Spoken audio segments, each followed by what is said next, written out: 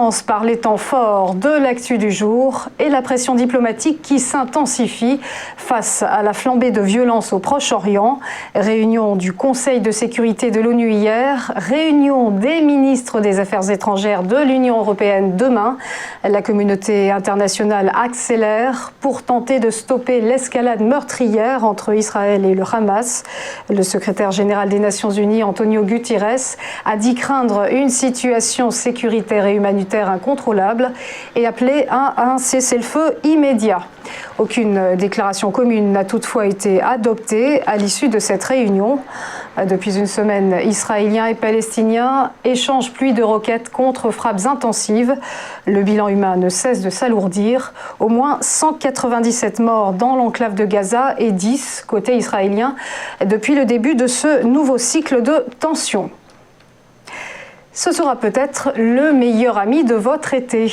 Le pass sanitaire européen commence à prendre forme. Le secrétaire d'État aux Affaires européennes Clément Beaune en a dessiné les contours hier.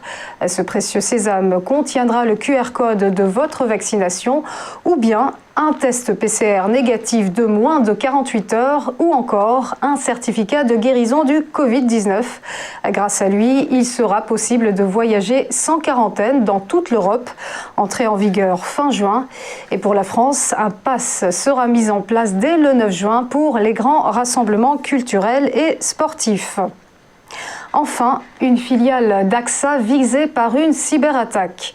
AXA Partners annonce avoir été victime en Asie d'un rançongiciel, technique utilisée par le groupe criminel DarkSide lors de la cyberattaque ayant frappé l'oléoduc Colonial aux États-Unis la semaine dernière.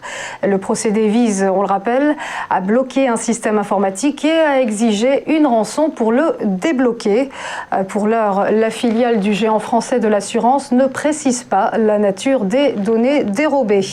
Une attaque qui survient peu de temps après l'annonce d'AXA de suspendre son option de remboursement de rançon lors d'une cyberattaque par rançongiciel. On passe au point bourse et petit rappel de la clôture des marchés financiers vendredi dernier. Les places européennes qui ont à nouveau terminé dans le vert. Le CAC plus 1,54% se hissait à 6385 points. À Francfort, le DAX progressait de 1,43%. À Londres, le FTSE grimpait de 1,15%. En Espagne, l'IBEX en bonne forme gagnait 2% en tout rond. Du côté de Wall Street, après une semaine chaotique, ça marchait bien également. Le Dow Jones plus 1,06%, le S&P plus 1,49% et le Nasdaq s'est adjugé un joli plus 2,32%. Voilà, restez avec nous. À tout de suite pour ChronoCAC.